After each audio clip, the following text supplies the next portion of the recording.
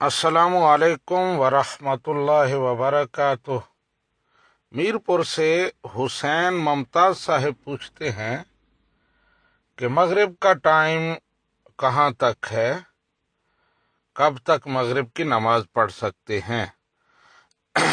جی حسین ممتاز صاحب، مغرب کا ٹائم غروبی آفتاب کے بعد شروع ہوتا ہے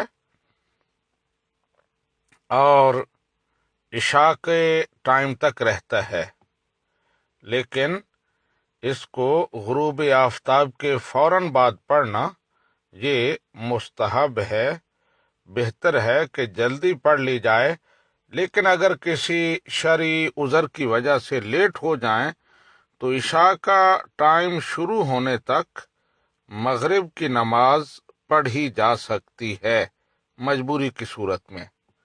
ھذا ما عندی واللہ ورسولہ اعلم بالصواب۔